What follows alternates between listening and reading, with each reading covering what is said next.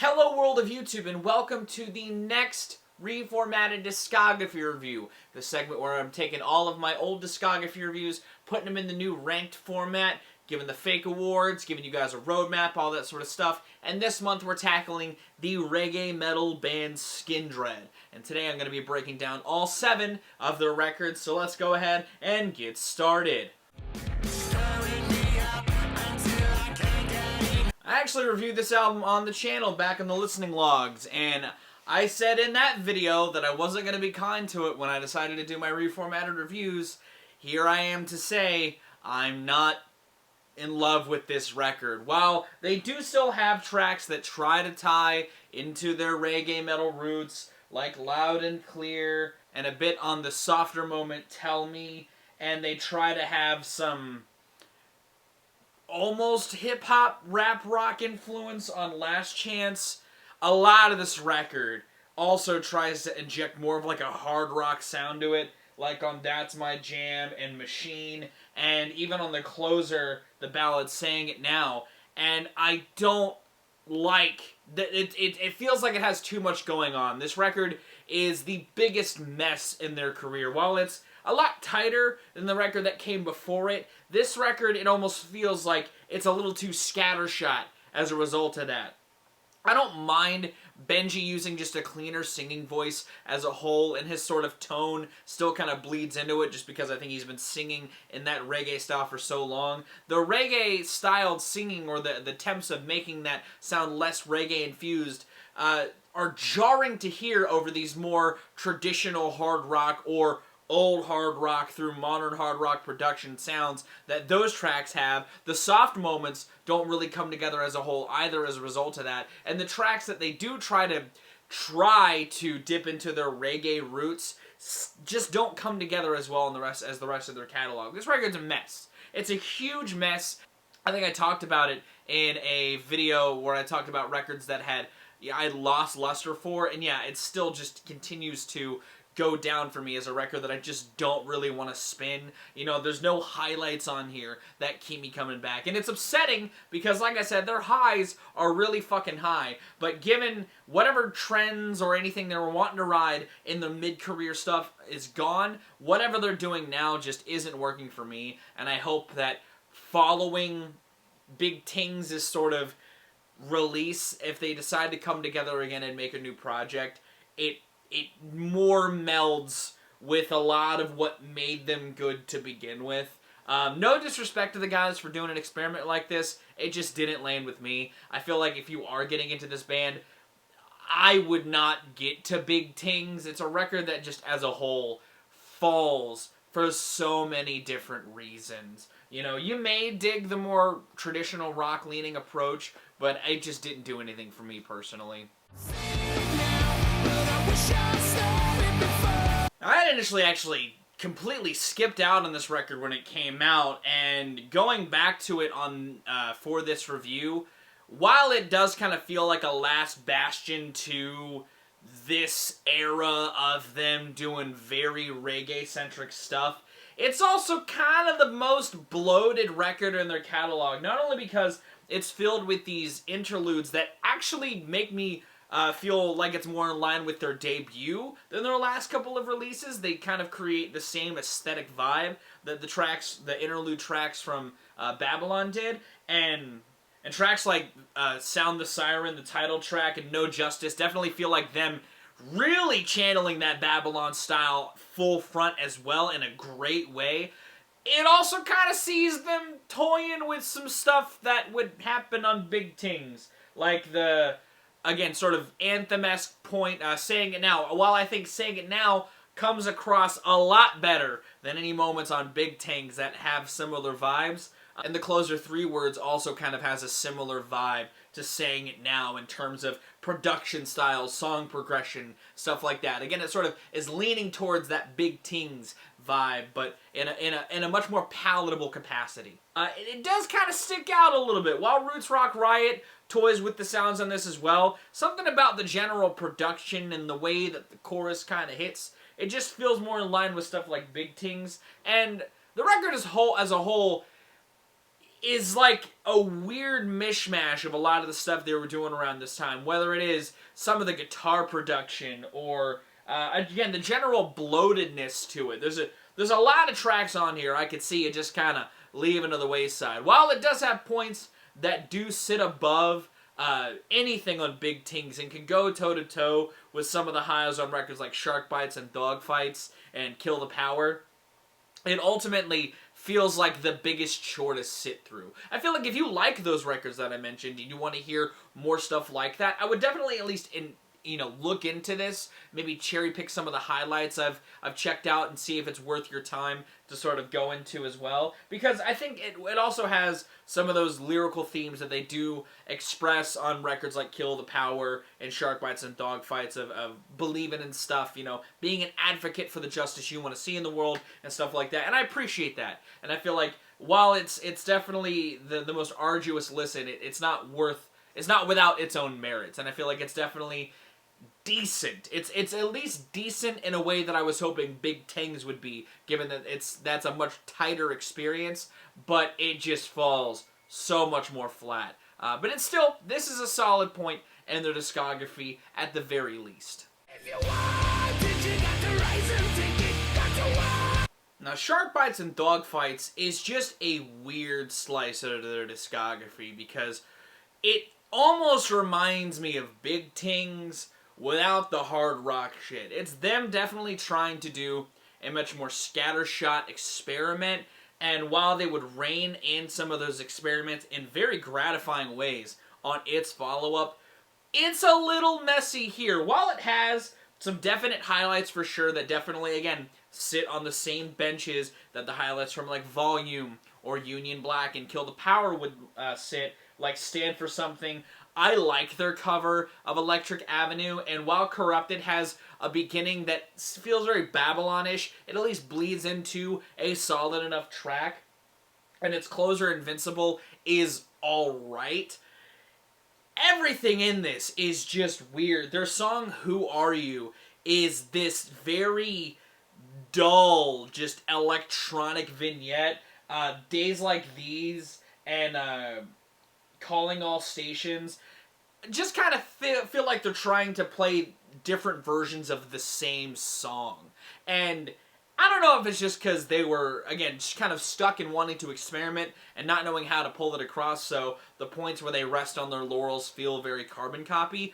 But this feels like just a weird cobbling of tracks that the only reason why it sits above Volume is because it's not as bloated as Volume. Its experiments aren't as bad by and large as Big Tings, so it sits above that, and it's a very tight experience. It's a breeze of a listen, so I feel like if you're getting into the band and you want to check this out, I can see it as a point of morbid curiosity because of that, but man, are the lows on this project just bizarre. Again, some tight jams here, some neat weird shit, like them doing Electric Avenue. It's weird, but it also kind of makes sense given the band in question. And again, I think it comes together pretty fucking solidly. It's just one of those weird points in their catalog that just happen to exist. I forget it exists half the time, but when I remember, I'm like, oh yeah, it's that record.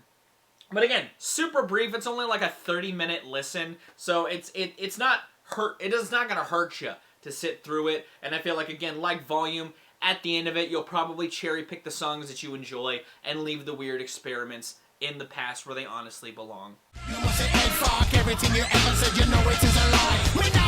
Now, when I was revisiting this discography, I was curious about how I'd feel about Kill the Power, because it does something that I think would have been a huge risk. It's definitely them placating to trends still, trends that even by 2014 standards may have seemed a little played out, tipping into the, bro step, dubstep infusions into rock. It didn't work for Korn when they tried it, and while they dipped into experiments on Union Black, it wasn't as heavy-handed, but it works for Skindred on Kill the Power a lot better than Path of Totality.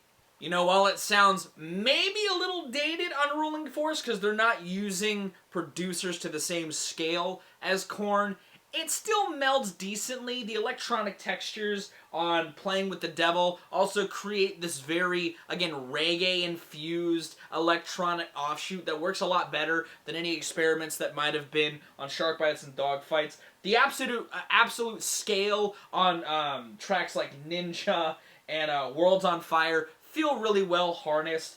Even the more hip-hop leaning title track comes across incredibly well, and I actually fucking love that song and feel like it holds up a lot better than a lot of this catalog, or a lot of this record did, or does in hindsight. But again, looking past the raga nu metal stuff, if you're not a fan of that, there's more here to sink your teeth into, I feel like. While that's sort of the big selling point, and a lot of why I like the records that I like above this, I can see this actually being a decent gateway point for some of the tracks here. Again, if you don't mind the sort of semi-dated vibes on Ruling Force, or some of the weaker writing on tracks like Saturday, this record, by and large, is a lot tighter than any of the records that I've talked about previously in this discography review, as far as consistency in the track listing and a better utilization of the reggae influence in a way that, again, feels like it's spreading some of the wings from Union Black while also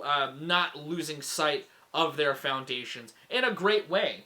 You know, the tightness on Dollars and Dimes is really cool. The weird, again, production experiments on a track like Open-Eyed, I think comes across pretty well. The Kids Are Right Now is another really well-executed, softer moment in the track listing that feels like it's very reminiscent of some of their earlier softer moments in their catalog. I don't know. This honestly was kind of a surprise to listen to and find that I still enjoyed it about as much as I might have back then. I may like it a little less than I did when I first listened to it in 2014, but I think it's actually still really, really solid and a decent place to get to eventually if you didn't start here to begin with.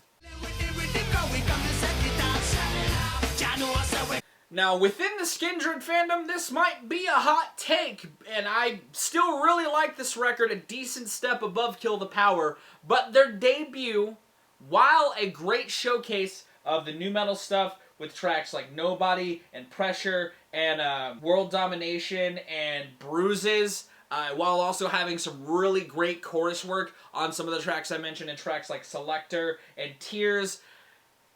I just don't think it's as tight as the 1 and 2 spots. I think the interludes that are here work better than the interludes on Volume, at least in the US release, because they weren't here in the UK release. But the interludes that are in the US release do nothing but enhance the atmosphere of the project. Not in a negative way, but not in a wholly negative way anyway. But I don't feel like it makes the project feel just a little too beefy at the britches. You know, what I like about the 1 and 2 spots in this ranking is just how tight it is, and in the case of the number 2 spot, just how well its experiments pay off. I think that this is still a phenomenal sort of proof of concept for making reggae into a heavy style, and I feel like, again, because of Benji's great vocal work and his both clean and growl-wise, and the band's ability to translate, again, reggae in a heavy sense, this could have hailed so much harder, but it didn't. It was a great release, and it's definitely a great entry point into the catalog if you don't mind the sort of very 2000s approach to the heaviness that's here. I think it's cool. I think it works. That's why I don't mind revisiting it. I think what electronic textures that do coat this thing, like on some of the interlude stuff or on tracks like Set It Off, it works at, again, solidifying the band's love of not only heavy music but other avenues of music. And I feel like makes it a much more well-rounded experience than a lot of bands at the time that were trying to do heavy nu metal type stuff in different styles. And I love this project. I think it's very, very good. And I feel like, again, not a bad entry point if you didn't start with Kill the Power, personally. Now, because this record took so long to get to the US, even when I did my original discography review, I had a pirated version of this record. It is a record that I had heard hype of in British music podcasts and had to hear for myself, given how much I liked Babylon and Roots Rock Riot.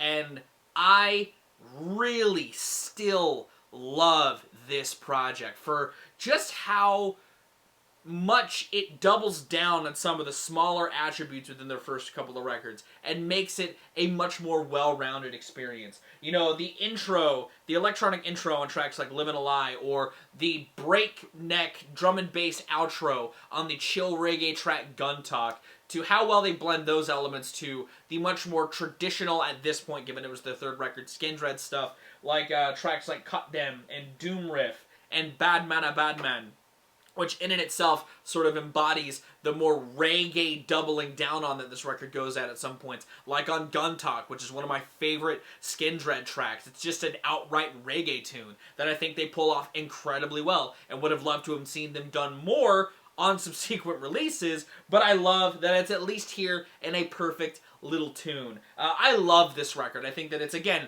super tight, super concise. For all of the experiments they're doing, it all just gels together in this beautiful harmony. You know, I think the hook work is just as good as it was on Babylon or Roots Rock Riot. Again, even though you got one feature on here that is not necessarily terrible, I could do without it in the form of Jacoby Shaddix on the single Warning. I think that it's still an incredibly well-constructed release. I think that Union Black is easily maybe the most underrated record in their catalog. I don't really know how people feel about this band, but given it got a lot of hype when it came out, and it sort of dissolved away given their subsequent releases, I still think that this is a viable record in its genre and in the band's catalog, and I feel like it's a great stepping stone release. It's an essential piece to get to eventually. Not necessarily to start at, but similarly to the next record I'm going to talk about, I feel like if you like their first record, or if you like aspects of Kill the Power, listen to this. It is essential if you like this style. I feel like they do it incredibly well, and again, it all just gels, baby. It's fucking perfect. Now, I don't say this lightly, that this is like one of my favorite records ever made. I fucking love Roots Rock Riot. I think that the beef in production, or the more modernization in the production, doesn't make it feel too far off from its nu metal stuff, especially with tracks like Trouble, Spit Out the Poison, and Destroy the Dance Floor. But they do a good job at making it a little more alt metal, or a little more traditional 2000s rock, in a way that I think translates incredibly well to still having that reggae roots intact. You know, tracks like Rat Race, or State of Emergency, or Rude Boy for Life do a good job at, again, sort of just expanding their sonic palette in ways that distance themselves in parts from their roots, while leading them to make records like Union Black in the future. You know, it still ties itself to those big boy wub chugga riffs, but it's done in a better fashion than it was on Babylon and on Union Black. It is